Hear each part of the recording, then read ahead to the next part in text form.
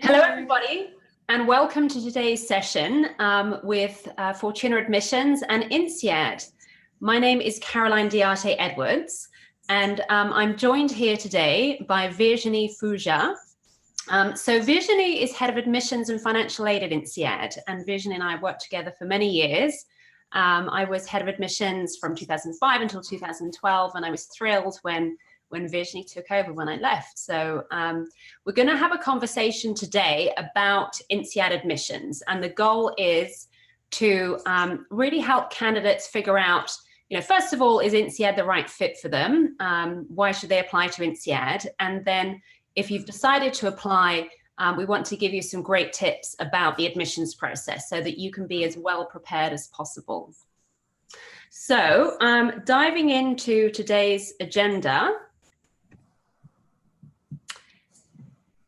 these are the topics that we're going to talk about, and we'll be discussing these questions for about 40 minutes, and then we would welcome your questions. So at any time, if a question pops into your head, please do type it into the Q&A section on Zoom, and we'll go through those questions at the end. So we'll be looking forward to hearing from you. So the questions that we're going to discuss today, first of all, why should you choose INSEAD, and how is INSEAD different from other top MBA programs that you might be considering? And then I would like to hear from Virginie, what are the key elements that she's looking for in candidates? And, what are the criteria, and how can candidates stand out in the competitive admissions process? Then we'll talk about the typical mistakes that candidates make, and so that you can make sure that you avoid those pitfalls when you apply. We'll talk about how to work with your recommenders. It can be quite a tricky process for some candidates, figuring out who to ask, and then how to effectively work with those recommenders. So we'll hear from Virginie her advice on what to do and what not to do when working with your recommenders. Then we'll talk about the video questions and the interviews. So, I know that that's something that can be quite stressful for candidates, being put on the spot in those live video questions where you don't know in advance what you're going to be asked. And then, of course, the interviews, 2 alumni interviews with, if you get selected for that process. So Virginie will share some tips on how you can prepare for those different exercises. And then we'll talk about what's new at INSEAD, some exciting news coming out of the program. So we will share some of that with you. All right. So, and as I said, do enter your questions at any point in the Q&A section. So first of all, Virginie, what are your thoughts about why a candidate would consider INSEAD rather than another top business school?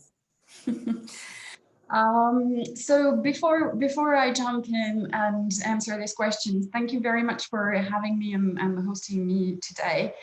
And as you know, because we have been exchanging a number of times after you left INSEAD, you have always been for me some kind of inspiration and role model. So I'm very, very happy to be today. That's so kind of you.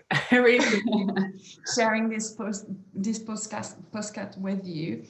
Coming back to your question, I think there are multiple things that people need to consider when choosing a business school and choosing INSEAD.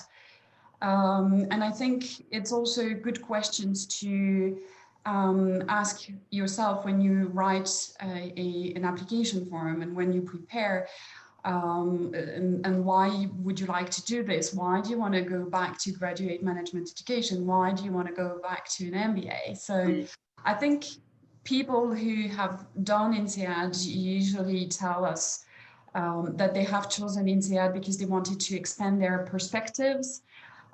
They wanted to pursue new interests, maybe make a career change, or they wanted to experience new cultures, being surrounded with, on campus, more than 80 different nationalities. So they wanted to get this experience. Another reason we hear why people chose INSEAD is that they wanted to learn from others who have different perspective, different ways of seeing the world. And that is possible thanks to the student clubs and the events that are happening on campus. And through the possibility to exchange knowledge through the case studies, the very hands-on learning with the core courses and the elective modules.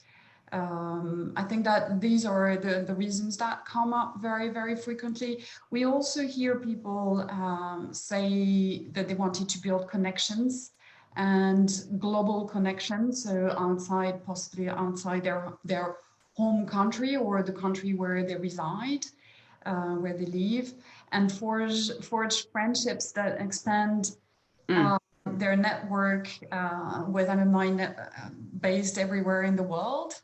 And last and probably not least is this motivation for career aspiration and craft a career roadmap and work towards your ideal career with the career development center that we have on campus. But it's this idea of building your career for not just post MBA, but also what comes next 5 years down the road, 10 years down the road. So I think that's the reason why people tell us that they joined.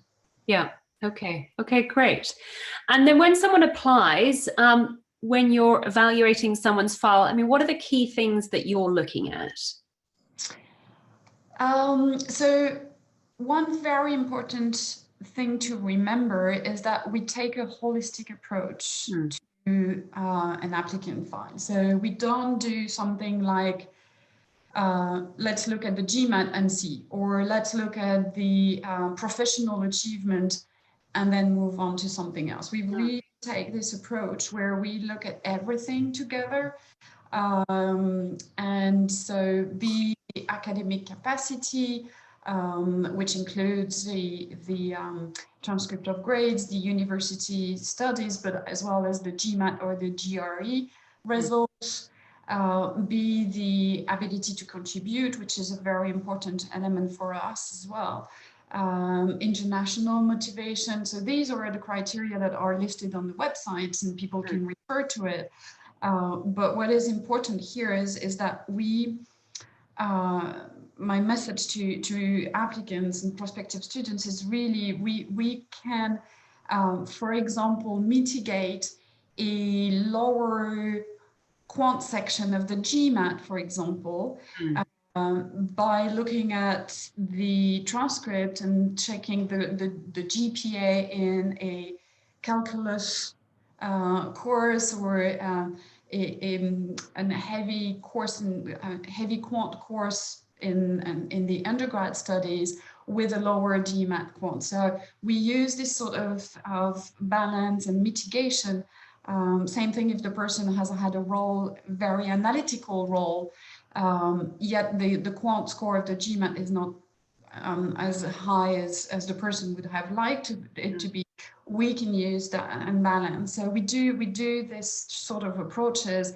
Same thing with people who have a shorter work experience than the average, like 5 years. If it's a 2-year work experience, we can look at other evidence of the leadership potential through extracurricular activities, for example.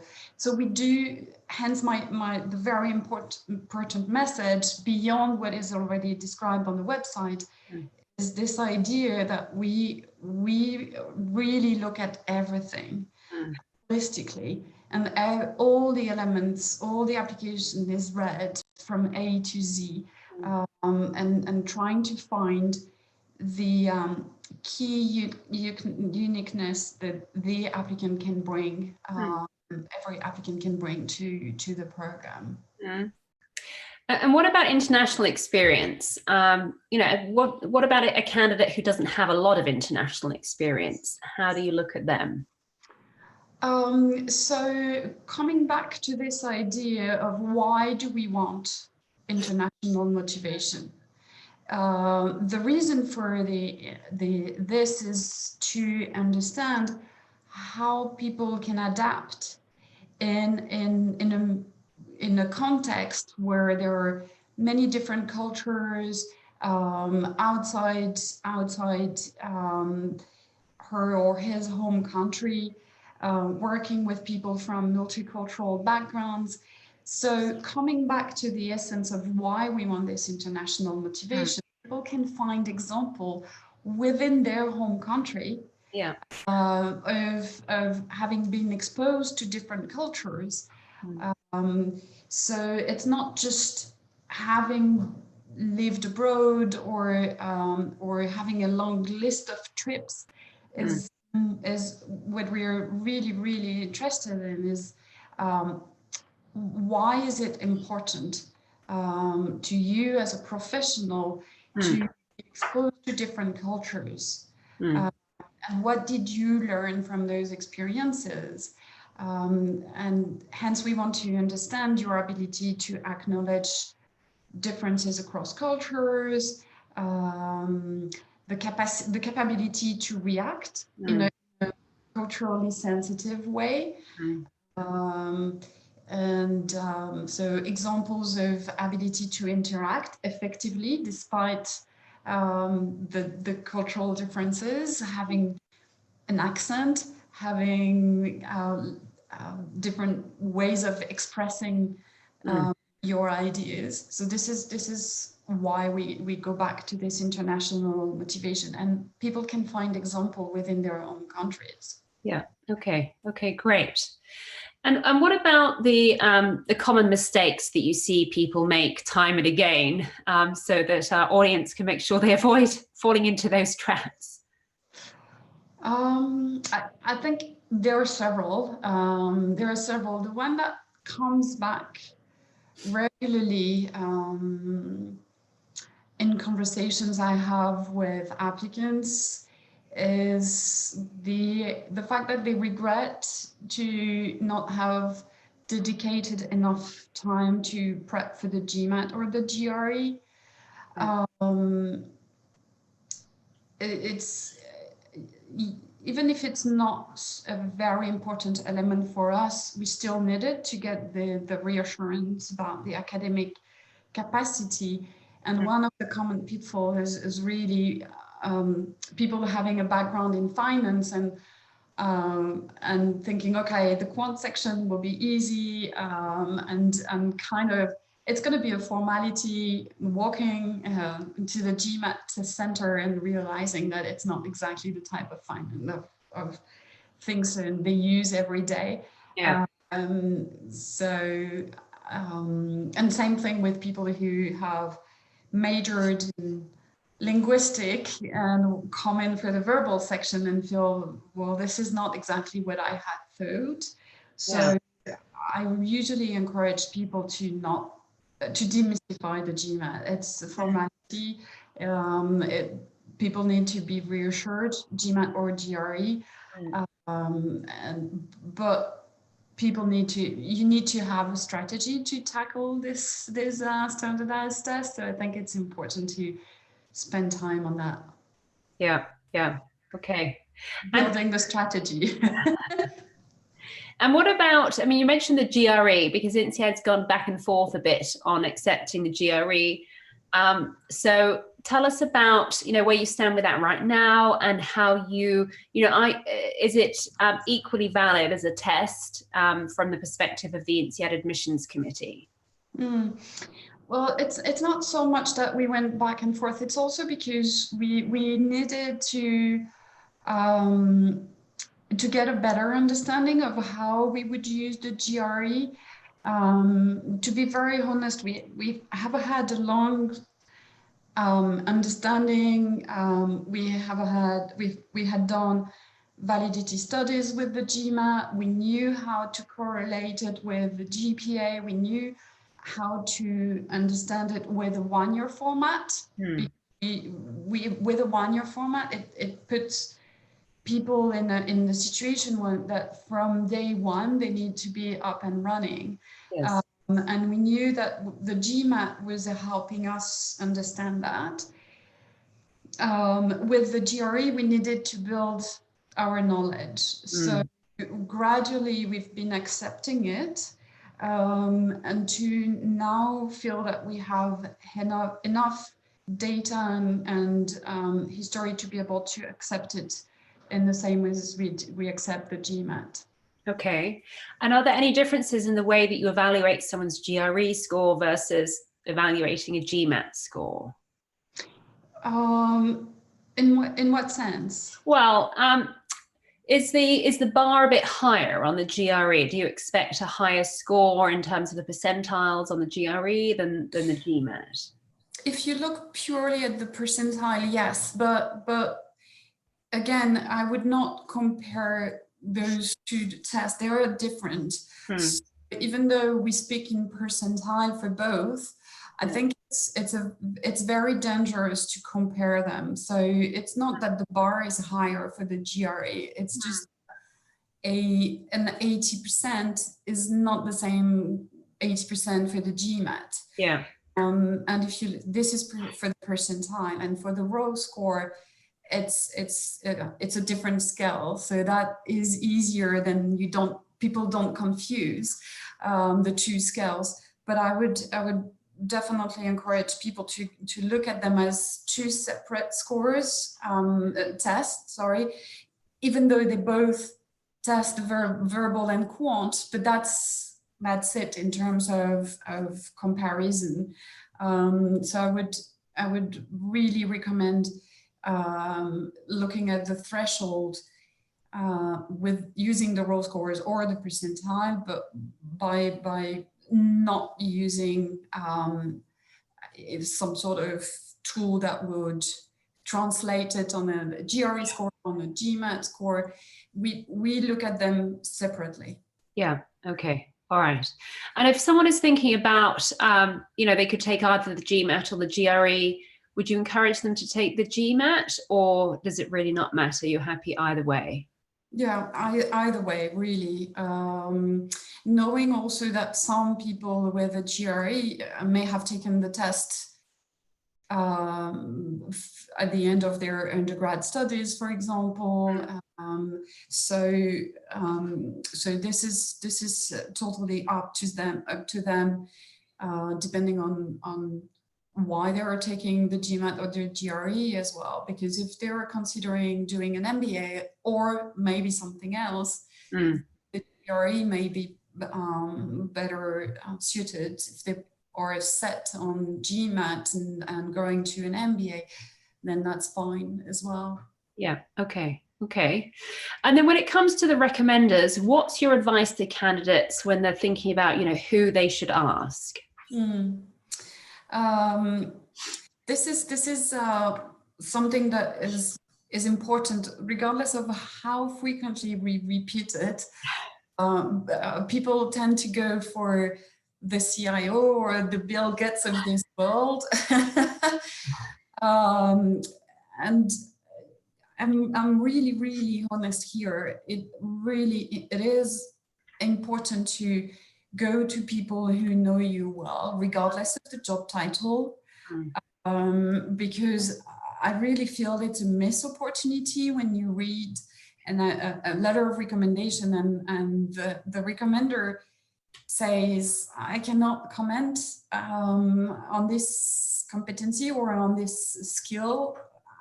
This is really a missed opportunity. So a good choice of recommender is someone who knows you well, someone who has been in contact with you recently, witnessing progress, even if you don't work with the person anymore, but then still you keep in touch with this person, the person sees you evolve in a professional context. Yeah. Okay. And what about, how candidates should work with their recommenders? And one of the reasons I mention this is that, at Fortuna Admissions, we see more and more frequently you know, clients coming to us and saying, my recommender's just asked me to write my recommendation for me. He or she is too busy. You know, what do I do?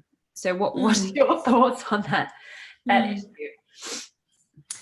Well, it's tricky to write a letter of recommendation for oneself, because we're usually a lot tougher.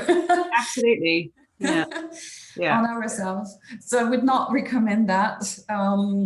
The other thing is, I think recommenders will be likely to be keen on writing the letter themselves if the prospective students give them enough elements on why they want to do this. I think it's a very good point that you raise. It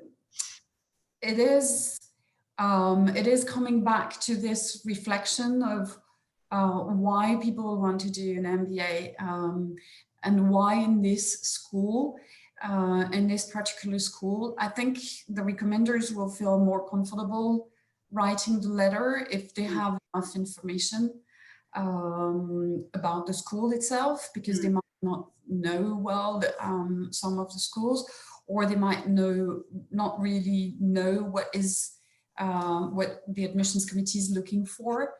And I would encourage prospective students to really walk them through this, explain why they are doing this, and the journey that they are taking through this with this MBA.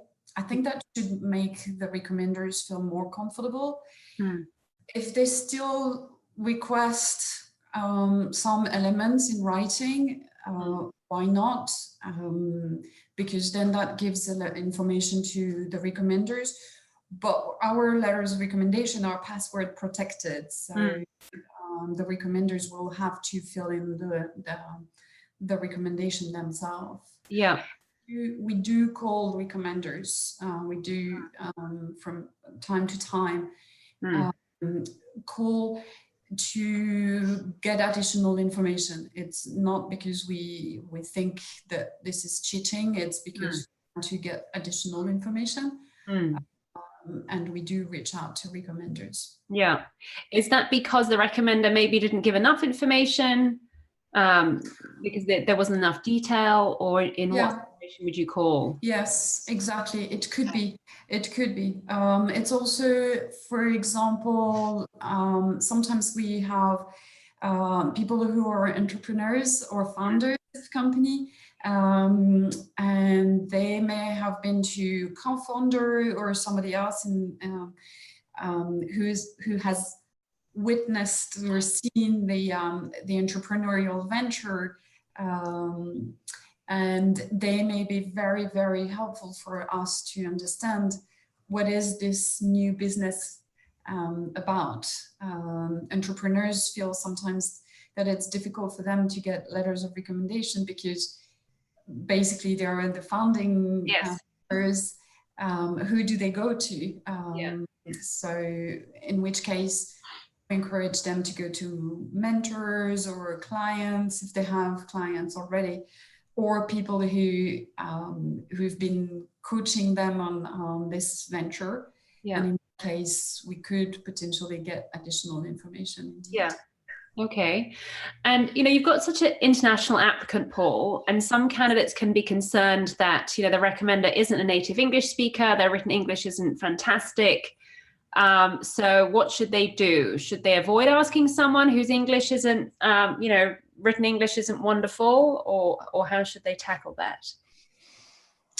Recommenders get it, even using short sentences, even if there are grammatical mistakes. This is, we get the idea, we get we read between the lines sometimes, because we are also very aware of the cultural differences, and within my team, you know it, there are more than 10 or 11 different nationalities from Russian to British, French, Portuguese, Germans. So for all these reasons, we know that we can all make grammatical mistakes, and that's the beauty of INSEADs. The diversity is everywhere.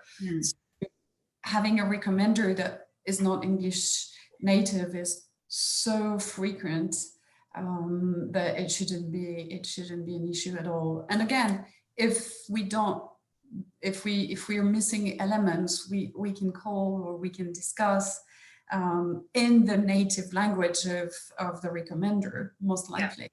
Yeah, great. And so it doesn't count against the candidate that the recommender made a grammatical mistake or a spelling error. That wouldn't be fair. All right, that's reassuring. So next on the video questions.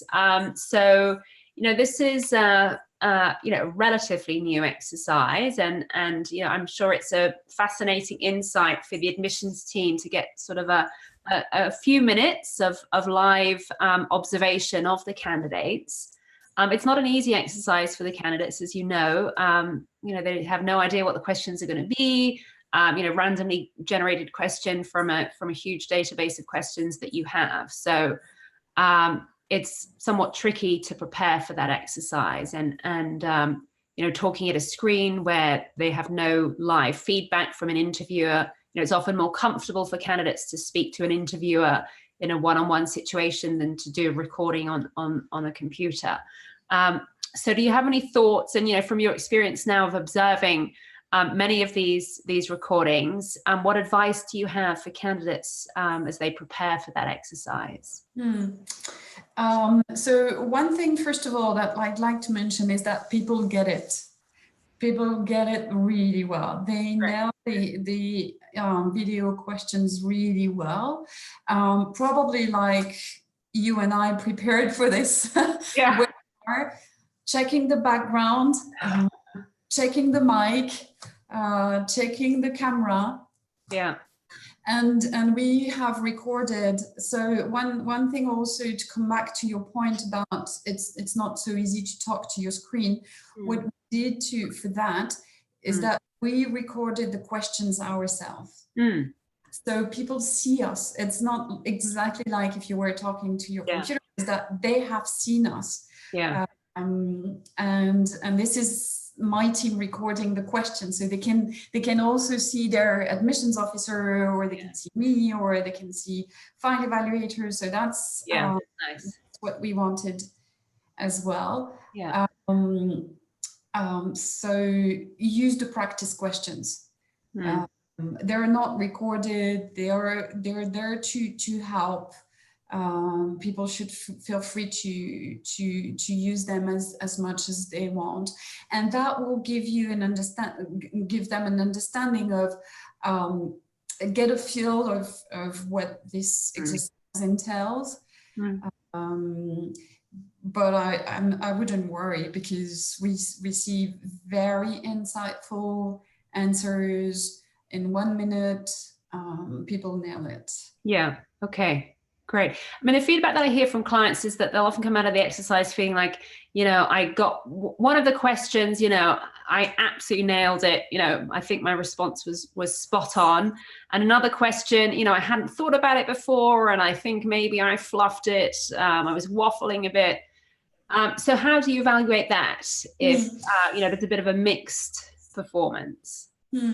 Yeah, this is coming back to the holistic approach that we take on applicants.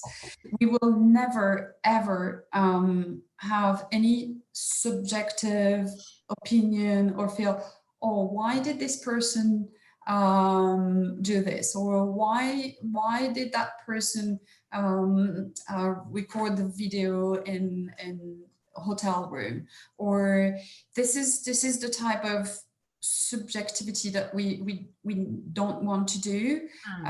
We are very objective, we're very factual, and if the only thing we do is that if, for example, the person is systematically cut off in the video questions at the end, and the essays are long-winded. Yeah. Very long-winded, long essays, and the interviewers are telling us in the face-to-face interview, this person needs to focus. And we know we have something, we have an element. Yes. This is only because we have all data points. Yeah. We understand that we build an understanding of the profile. Yeah. But it's just one element, one video that is less interesting, or the phone rings, or or the dog barks. That's life. Okay. And it could potentially tell us something. It could potentially tell us the person has been able to stay focused and to answer despite the phone ring. Yes. Yeah. Yeah. They can manage the distraction. So what about the alumni interviews? You know, you work with thousands of alumni interviewers around the world. So, you know, there is some variation in, you know, how the alumni tackle those interviews. Sometimes a little bit more formal, sometimes it's more informal. So, you know, what should candidates expect? And then, you know, how can they prepare for that exercise? So candidates should expect to have an interviewer who is in a very similar or close industry, and another interviewer who will be from a different industry. The idea here is for us to understand the way people explain their role to someone who has no clue, no idea of how business is done in that industry, or what the person does in the day-to-day job. So it's how people express their ideas, how they come across. And the reason why we have two interviewers is that you can have a bad day, or maybe you don't get along with someone, you can't build the rapport. So this is the reason why we wanted to have two different alumni opinions. And people should expect to be interviewed like similar to a job interview, slightly less formal, and again assessed on the same criteria and the same reasons that we have highlighted earlier. Why are you doing this MBA at this moment in your career with this particular school? So it all comes back to contribution, motivation, how will you contribute to the program and after the MBA as well. So it all ties into with the same ideas of this journey that you're undertaking by applying to us. Yeah. Okay.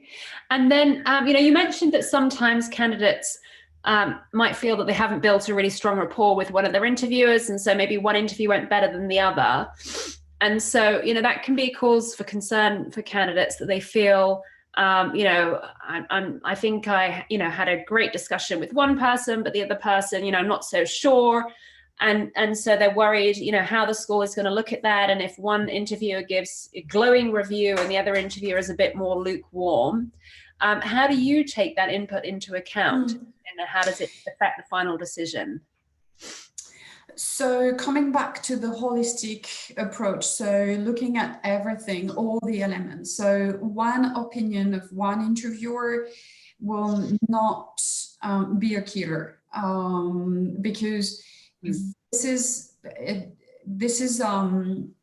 the reason why we take all these different elements into consideration. Because indeed, you can have a bad day, and that particular interviewers, you don't manage to express your idea, you feel stress, or you feel, and that is fair enough. And in the years that I've been with INSEAD, I have very frequently observed that candidates were often wrong in their assumption of how the interview went. Yes. We do ask candidates, sometimes we do random checks on candidates, asking how did it go, and we also ask when they are students. So we survey students when we have focus group, and we go back to them asking, how do you remember your interviewers, how did you feel, because we want to monitor, we want to understand if we are still applying a fair process here. Yeah. We need feedback as well from the students themselves and the applicant.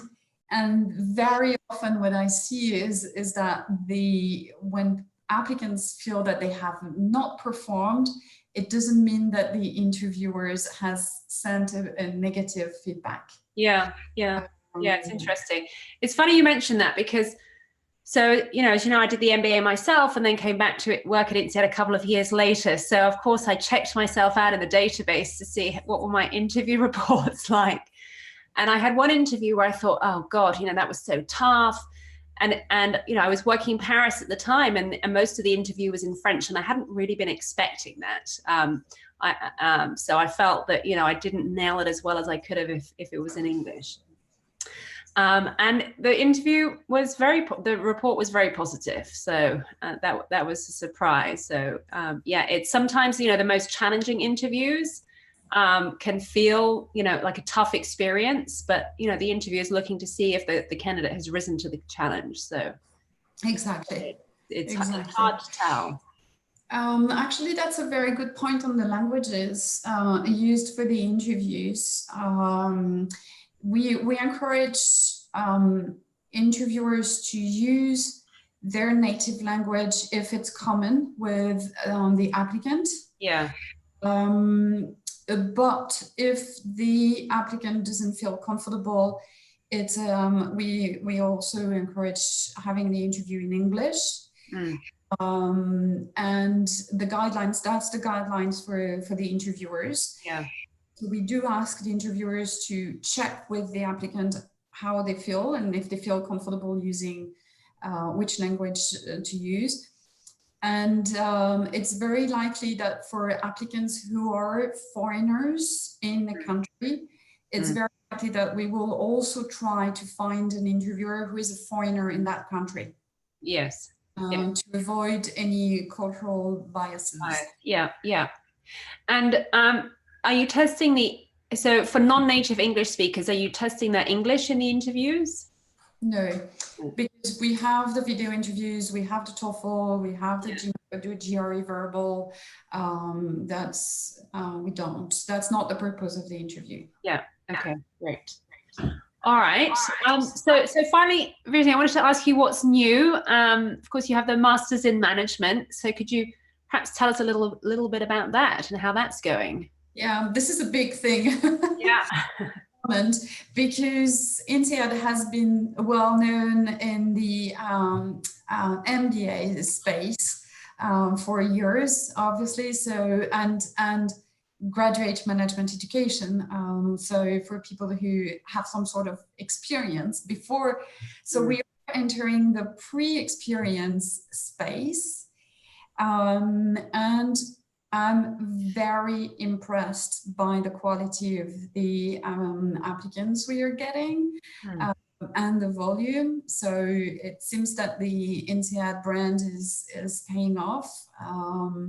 This is really, really interesting. The team is pleased with the profiles we are getting. International again, very qualified. I'm impressed, and it makes me wonder what I was doing when I was 20. Yeah. They've done a lot already. Anyway, So exciting times with the MIM program and the opening of the San Francisco hub. Yes. Yeah. As well. So you were there. So you know, yeah. It was wonderful. You know more than I do. Great event. It's yeah. So INSEAD has just opened a hub in San Francisco. So I'm in Silicon Valley. So it's about a half an hour down the road from here.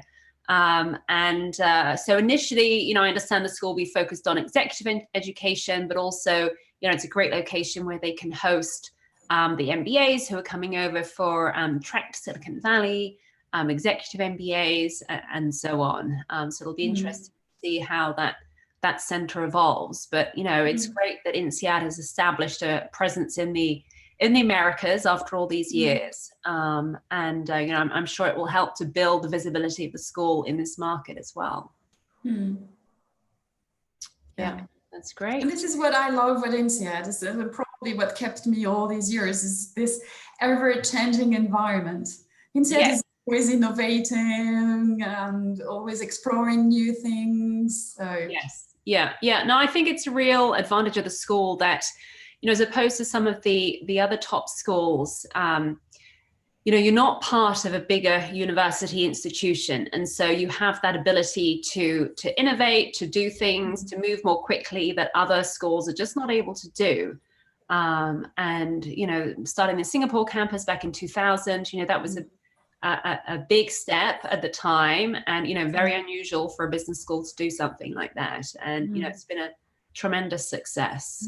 And you know, the Abu Dhabi campus and, you know, continued innovation from the school has been really great to see.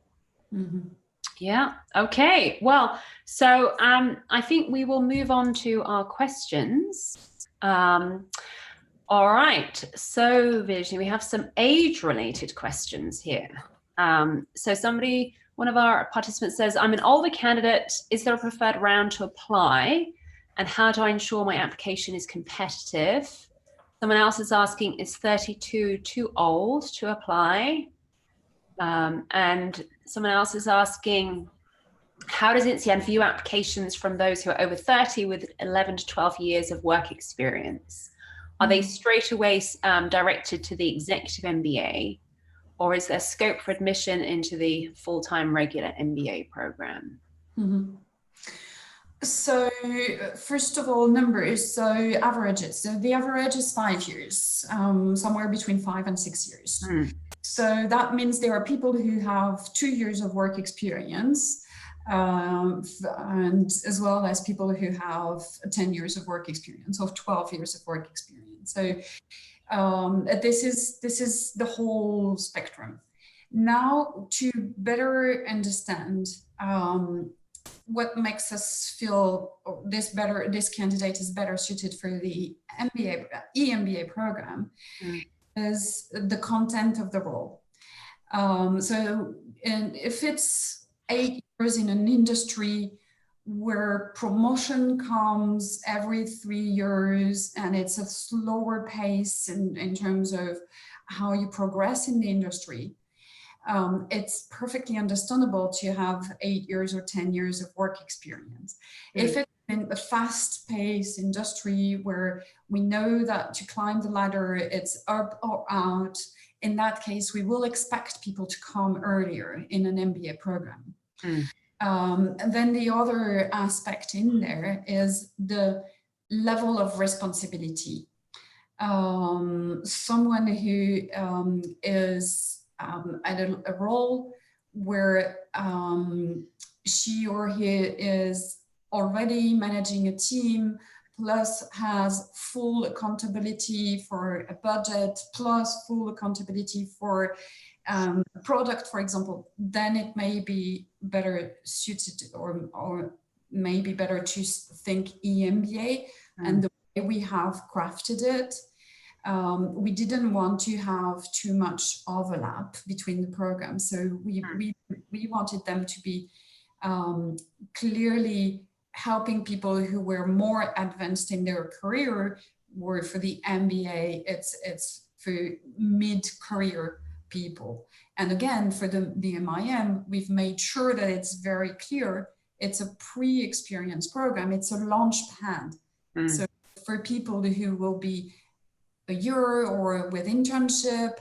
So, and the last bit to answer this question is the length of experience, and the content, and the age thing is again, will vary tremendously if the person has done a master after a BA or a PhD, like we often see in Germany, or if the person has had a military experience, like we see with the Israeli applicants or the Greek or the Korean, they will come after a few years of military service.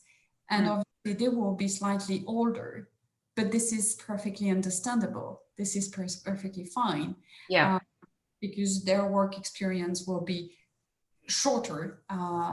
So I hope that answers the question, but we are very open. The other thing is we work closely with CDC, the Career Development Center team, and the companies recruiting for MBAs have jobs to offer that correspond to a post-MBA role, not to an EMBA role. Yes. Yeah, yeah. So it's that fit also with the recruitment opportunities. Yeah, yeah. It's a great point. Okay, so lots more questions coming in. So somebody's asking if a good GMAT or GRE is a prerequisite to get to the interview stage. So it's an interesting question. You know, are you just evaluating academics before the interview stage, or could that be a factor that is also taken into account after the interview stage? So we invite for interviews only people for whom we have reassurances on the academics, and on the professional achievements, on the other criteria, basically. So we will if we invite for interviews, that's because we feel the GMAT is strong enough to convince the finance professors on the admissions committee. Yeah. But that's the idea. The other thing is with the GMAT and the GRE, we also do, when we do this first evaluation, the pre-screening before the interviews, we make sure that we have looked at all the elements outside the GMAT, because we could very well recommend that the person retakes the GMAT or the GRE, or takes a math course, MBA math, for example, or any other online course, to prep for the program. So and that can happen before the interview. So when we really feel that there is all the elements in the file except some reassurances thanks to the GMAT or the GRE, we can ask the person to retake the test. Yes. Okay. Are you still running the Business Foundations course? We are. Yes. Okay. So that's also an option for somebody who may also feel themselves that they want to, you know, just brush up their quantitative skills before starting the program. Yes, very true. Yeah. Okay. Okay, great. All right. Somebody's asking if you could talk a bit about scholarships. And what are the chances of getting a scholarship, and how much money can a successful scholarship candidate expect to get from the school? So all the scholarships are posted on the website. So I encourage people to have a look at them. It's very, very important, because the scholarship, we have quite a good number of them, more than 80 different scholarships. With a scholarship, I would encourage people to have a strategy, like for the GMAT, which is, which scholarship do you think you could apply to? And for the scholarship, we use a combination of merit and need. will be purely based on financial need. Others will be purely based on merit, and others will be based on the combination of both. And then for the scholarship, the way we have created them, or the way we work with the donors, is that we try to diversify the portfolio of scholarships. So we do have some scholarships that are sector-based, like we have one for the telecom industry, or for the tech industry. We also have a scholarship that are geography based. So we have full scholarship for Africa. And as well as a couple of others for under developed economies, growing economies. We have some scholarship that are gender based as well. Others for LGBT. So there are a combination of scholarship. The average amount is 18,000 euro, more or less. The strategy of the school is that we prefer to help several people than just one or two. And INSEAD, we are celebrating 60 years now. We don't have endowments like other top schools and for decades and for years now. So we prefer to really help several people than having big amounts, because this is not something, unfortunately, we can afford. Yeah. And it's better to apply early, right? For someone who's looking to... Round 1, round 2, round 3 is the same. If people heavily rely on scholarship, I would discourage round 4, because some of the scholarships that are outside INSEAD, so coming from other external donors, will not be available any longer. Yes, yeah. And talking of rounds, what difference does it make? There's a question coming in about, is it better to apply early? How does it affect someone's chances to apply, for example, in round 1 versus round 3 or round 4? We don't have what we call sometimes in other schools early birds. People have the same chances to be admitted any round. The reasons for the rounds to be there is really for people to know when they will hear from us. But we know the quality we're looking for, and the competition is equal across rounds. Yeah. Okay. That's great. Very reassuring. So we've got a question from someone asking for advice for waitlisted candidates. So what are the do's and don'ts for someone who finds themselves on the waitlist? So first of all, the waitlist does move. So we really hope to make offers to waitlisted applicants. I would encourage people to go back to their application and think, okay, maybe I missed something, or have I highlighted all the elements that we've discussed today? Have I missed something? So doing this sort of going back to the application and questioning what was in the application form, very often that's because the admissions committee had doubts. So it's not one clear doubt that we can identify, but it's how is this person going to contribute? Very often is the question behind the waitlist status. Then if the person feels like they want to retake the GMAT, this is not something we encourage, but maybe if the person wants, but it's not something we require, but I see sometimes this happening. But that's for themselves. Going back to get a third letter of recommendation, feeling maybe because the person hasn't asked the right people, to write letters of recommendation. What else do we see? It's very important to give us updates on what is happening. Because maybe there are new developments in your professional or personal lives, and you want the admissions committee to be aware of those. Yeah, okay. So stay in touch with your admissions officer. Absolutely. Yeah. And the dance is overload us with letters of recommendation from people who barely know you. Don't call Virginie's office every day. All right. So somebody's asking, if they get rejected, how soon can they reapply?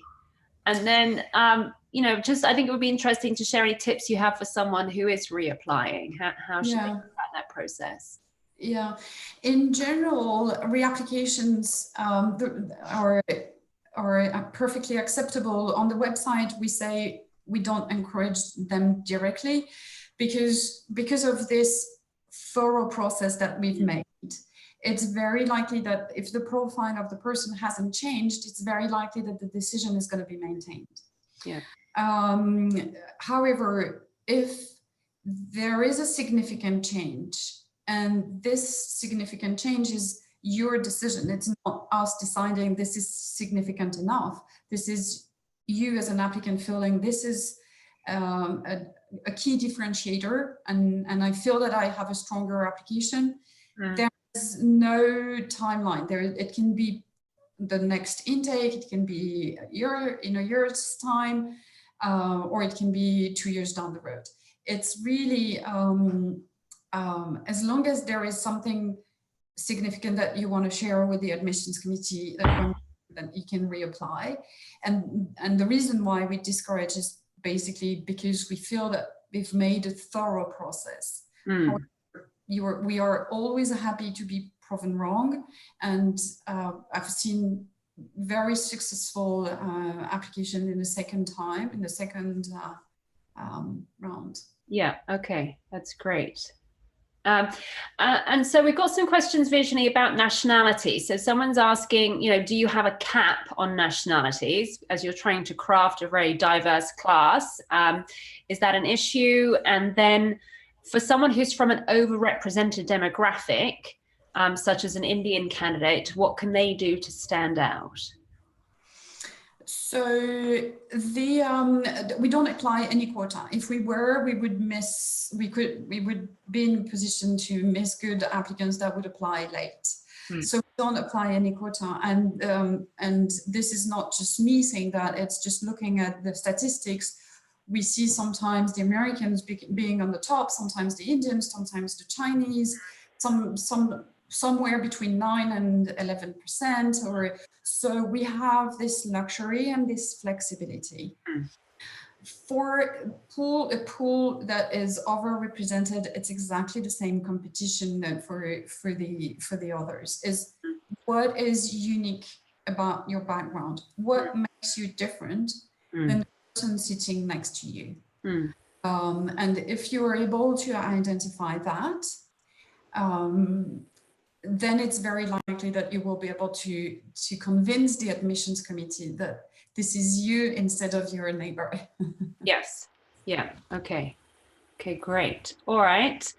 So one last question. So the candidate wanted to ask about working Europe post-MBA for international students, I guess, you know, non-European student who wants to get international work experience. Do you know how difficult or easy that is for your, you know, non-European students who are looking to stay in Europe when they graduate? I'm sorry, because it's not going to be a black and white answer again. There are a lot of factors to be taken into account. So like, for example, so the passport, non-EU, if you have never worked in Europe before, or if you don't have EU passport, it can be challenging. In that case, it can be challenging depending on the industry. Some industry, they will be very open to talent, regardless of the passport. Yeah. This will be a lot more traditional. And it is important to note that the big conglomerates, the big major companies in Europe, they have talent, local talent, for whom they won't have to fight to have all the paperwork done and everything. So it's something to bear in mind. In other industries, on the contrary, they need the talent. They need to attract the talent. So they will be willing to go the extra mile and do all the paperwork for the visa. So this is why the CDC team is very, very helpful, because then they can challenge you and say, look, this might be difficult. You may want, one thing that is also very recommended is that for people who have not worked in Europe and don't have a passport, a European passport, and still want to work in Europe, it's very recommended to be a lifer, to stay for the entire program in France and not do the whole back and forth switches between Singapore, Abu Dhabi, or the US, to dedicate time to developing the network in Europe. Yeah, no, that's a great point to think about, your career plans and anticipate accordingly for your campus time. Yeah. And countries, it's the world we live in today. Countries are closing their borders more than the others. Germany brings talent. This is for sure. Others will be more reluctant. Yes. So this all depends on the country and the sector. Yeah. And I think one of the great advantages that INSEAD students have is that, it's such a great platform to go to so many different countries, right? I mean, you have graduates going to about 60 different countries with every single class. So if things are getting more difficult in one location, then, there are open doors elsewhere. And that's been a very true. Great asset to the school, as you mentioned, in these difficult times. And also, we've seen in the past, during a recession, sometimes it gets harder in some markets than others. And the great asset of INSEAD is having those strong recruiter relationships around the world. And if recruiting is slowing down in one market, it may well still be holding strong in another market. And INSEAD students have access to that. So in times of uncertainty, it's good to have that sort of, international platform and those options available. So I just wanted to mention to our audience, in terms of next steps, we'd really encourage you to attend an INSEAD event. And, if you live anywhere near an INSEAD campus, there's nothing like actually getting to the school and meeting people, meeting students. Maybe you can sit in on a class, attend a special event for prospective candidates. And that's, the best way possible to get to know the school and soak up the atmosphere and get that gut feel for whether it's the right environment for you. So I'd really encourage you to do that if possible. You can check out, there are a lot of events that INSEAD runs. And if you can't get to the school, then there's a whole program of events around the world and also online events. So do continue to explore those options. And you can also ping me if we haven't had a chance to answer all of your questions, or you'd like to discuss your profile for INSEAD or for other schools, and be very happy to set that up for you. We do 30-minute free consultations with candidates. So I'd be very happy to discuss your MBA plans. Thank you so much, Virginie. Lovely to connect with you as always. I hope to see you in the summer when I'm over in France, coronavirus permitting. Great to hear straight from the horse's mouth on, what it takes to get into INSEAD and how you approach the process. So super useful information. Thank you so much. Thank you very much for having me. Great. All right. We'll be in touch. Thank you, everybody. Take care. Have a great day. Bye-bye. Bye-bye.